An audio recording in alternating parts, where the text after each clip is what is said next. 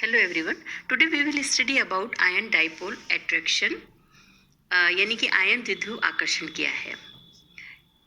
अगर कोई स्थायी द्विध्रुव एक आयन के संपर्क में है और वो अपने आप को इस प्रकार से अभिविन्यासित कर लेता है कि द्विध्रुव के विपरीत आवेशित सिरे विशिष्ट आयन की ओर हों, ठीक है। इस प्रकार आयन द्विध्रुव पारस्परिक क्रिया दिशात्मक होती है और इस प्रकार की पारस्परिक क्रिया आयन आयन पारस्परिक क्रिया से दुर्बल होती है क्योंकि द्विध्रुव में आवेश की मात्रा कम है। यानी if a permanent dipole comes in contact with an ion, it orient itself around the ion so that the oppositely charged ends are towards the ion.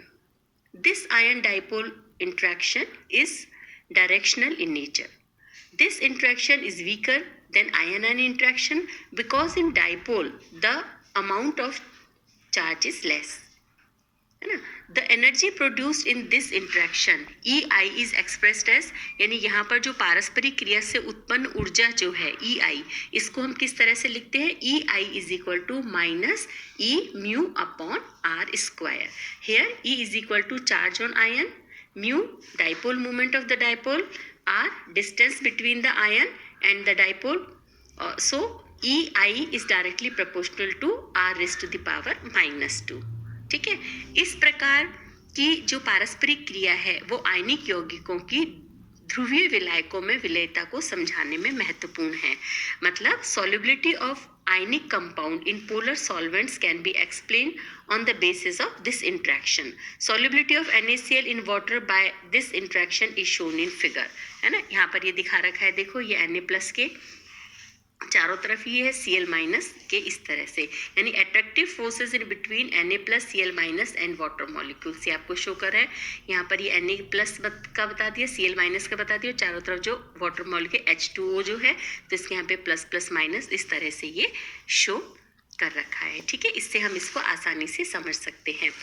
अब इसके बाद में हम देखते हैं आयन इंड्यूस डाइपोल इंट्रैक्शन, यानी आयन प्रेरित द्विध्रुव क्या होता है ना। अगर सपोज कोई आयन किसी अध्रुवीय अणु के संपर्क में आ गया तो ये आयन उस अणु के इलेक्ट्रॉन अभ्र को विकृत कर देगा। तो अणु का ध्रुवण, उसकी ध्रुवणता जो पोलराइजेबिलिटी है, और आयन की ध्रुवण क्षमता जो पोलराइजिंग है, इस पर डिपेंड करता है। और क्योंकि अधिकांश स्पीसीज में मतलब इसमें क्या है कि देखो, यदि कोई आयन किसी अध्रुवीय अणु के संपर्क में आता है तो ये आयन उस अणु के इलेक्ट्रॉन अभ्र को विकृत कर देगा। अणु का ध्रुवण उसकी ध्रुवणता यानी पोलराइजेबिलिटी और आयन की ध्रुवण क्षमता पोलराइजिंग पर डिपेंड करता है। चूंकि अधिकांश स्पीसीज में जो ध्रुवणता है वो अधिक नहीं होती, इसलिए इस प्रकार की जो आपस में जो रिएक्शन है, इसके परिणाम स्वरूप जो मुक्त ऊर्जा का मान है वो बहुत कम होता है। Means if an ion comes in contact with a non polar molecule, it distorts the electron cloud of the molecule. Polarization of the molecule depends on the polarizability of the molecule and polarizing power of the ion. Because most of the species are not polarizable, the energy released in this type of interaction is very less. If this energy is U, then U is तो क्या हो गया? U is equal to -1/2 alpha E square upon R raised to the power 4, और U is directly proportional to R raised to the power -4. Alpha is equal to polarizability of the molecule, E is equal to charge on ion, R is equal to distance between ion and induced dipole. ठीक है, यानी कि अब इसके अंदर देखिए ये दिखा रखा है कि this type of interaction can explain the solubility of ionic और polar substances in non polar solvent. ठीक है, ये आपके आयन इंड्यूस्ड डाइपोल इंट्रैक्शन को इसके अंदर डायग्राम में शो कर रखा है कि आयन प्रेरित द्विध्रुवीय पारस्परिक जो है क्रिया जो है वो किस तरह से होती है, और इस प्रकार के आकर्षण जो है वो आयनिक या ध्रुवीय अणुओं की अध्रुवीय विलायकों में विलयता को समझाने में महत्वपूर्ण होते हैं। अब हम देखते हैं structure of liquids.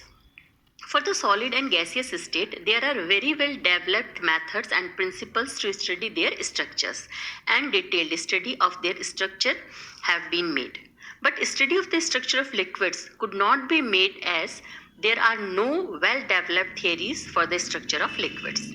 In the X-ray diffraction pattern of liquids, black and white rings are observed like that in solid, which proves that in liquids also there is some order in arrangements of constituent particles, but this order is not perfect.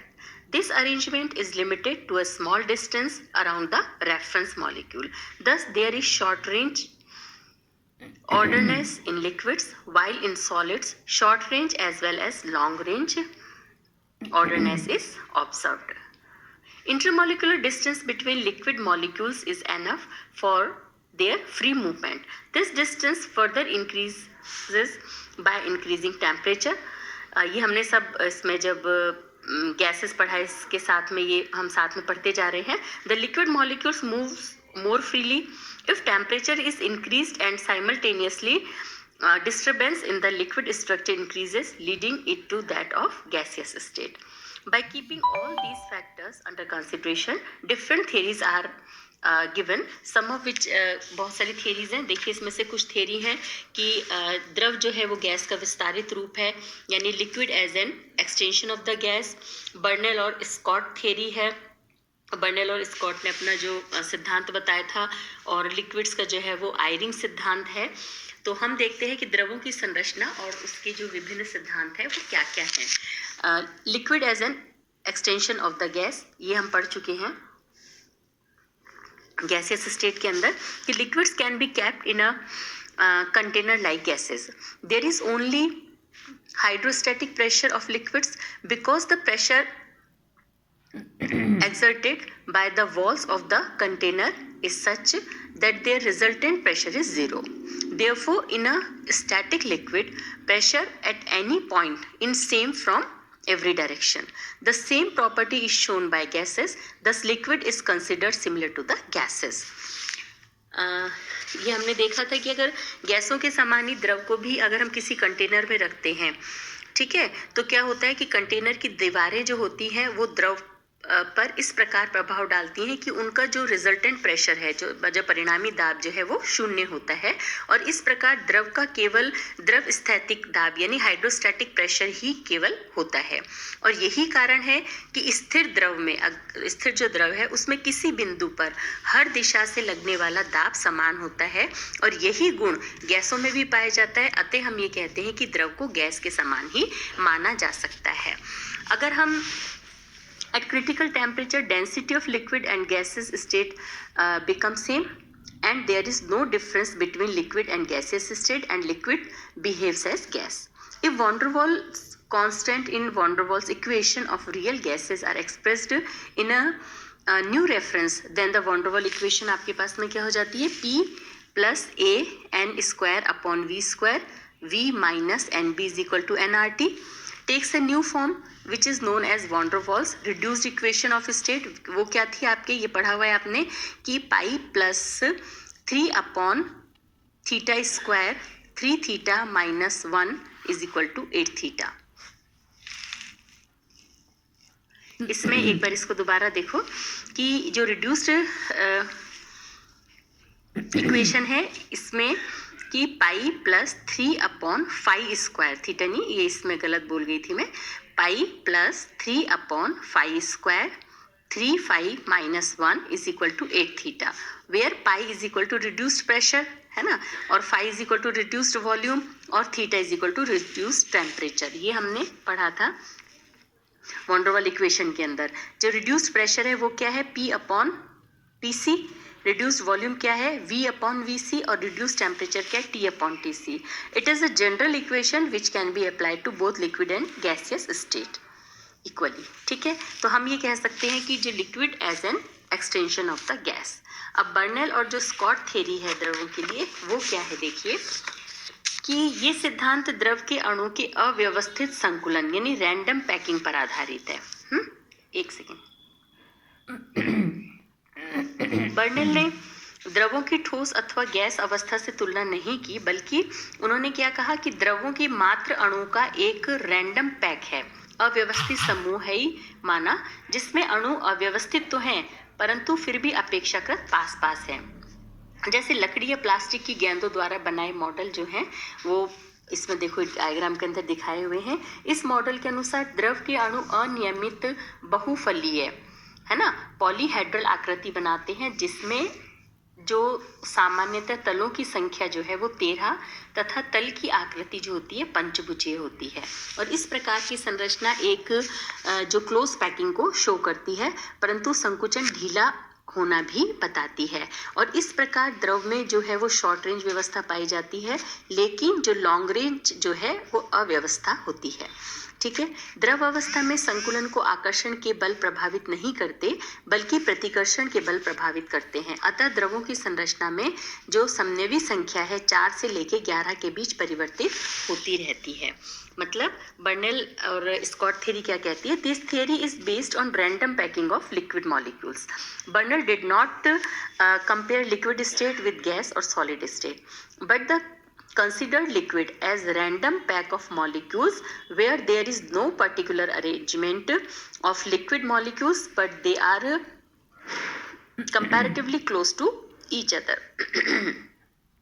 जैसे आपको इसमें diagram के अंदर दिखाया हुआ है कि according to this model liquid molecules form an irregular polyhedral in which number of planes is generally 13 and shape of the plane is pentagonal. ठीक है, thus this structure show close packing but at the some time shows the characteristic of loose packing.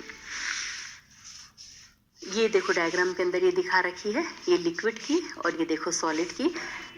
Thus short range order is observed in liquid but long range disturbance or disorder is observed.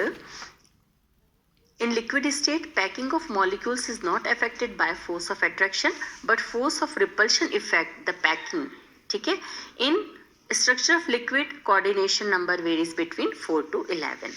ये आपका था Burnell और Scott theory. अब है आयरिंग सिद्धांत. क्या है? द्रवों का आयरिंग सिद्धांत.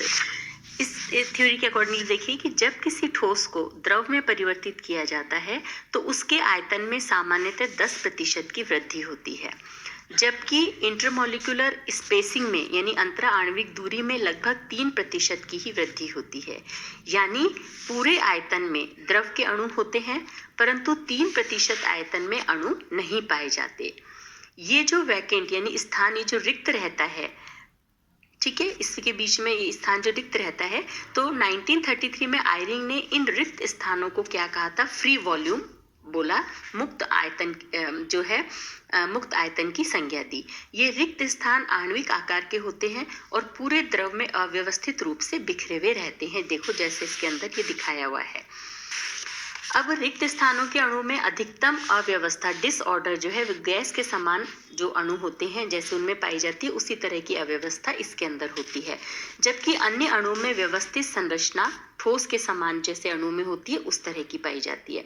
अब यदि VL तथा VS यानी जो कि क्रमशः द्रव और ठोस अवस्था के मोलर आयतन है, तो एक मुक्त आयतन के पास अन्य अणुओं का अंश जो फ्रैक्शन है वो कितना हो जाएगा? VL minus VS upon VL होगा.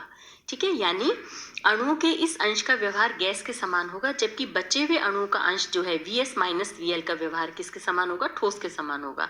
इस प्रकार द्रवों में गैस और ठोस दोनों के समान ही गुण पाए जाते हैं, ये आयरिंग ने बताया. ठीक है, अब क्या है कि ताप बढ़ाने पर वाष्प अवस्था में अणुओं की सांद्रता बढ़ती है, अतः मुक्त आयतन भी बढ़ता है ना. इसलिए क्या है, क्रिटिकल टेम्परेचर पर द्रव एवं वाष्प के घनत्व समान हो जाते हैं और दोनों में विभेद नहीं किया जा सकता. इस ताप पर द्रवों का मुक्त आयतन गैसों के मुक्त आयतन के समान ही हो जाता है. साम्यावस्था में वाष्प तथा द्रव का औसत घनत्व यानी है ना, मतलब पहले अपन देखते हैं कि when a solid is converted into liquid, its volume increases by 10% generally and intermolecular distance increases nearly by 3%. Thus, in the total volume, the molecules are not present in 3% volume. Eyring in 1933 called these vacant spaces as a free volume. This free volume is of molecular size and present all over in the sample. है ना, ये आपको figure में show कर रखा है. Near it around the free volume there is maximum disorder in the sample like gases and other places molecules have ordered arrangements like solids. If VL and VS are the molar volume of liquid and solid states respectively, then fraction of molecules near free volume will be, ये भी आपको बताया, VL minus VS upon VL हो गया. Thus behavior of this fraction of molecules will be like that of gases and rest of the fraction of molecules VS upon VL will be like that of solids. Therefore, liquids have molecules like that of gases as well as solids.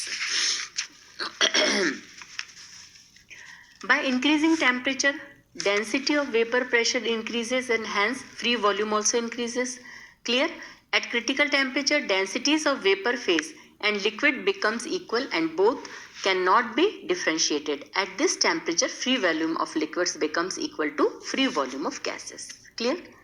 At equilibrium, average density rho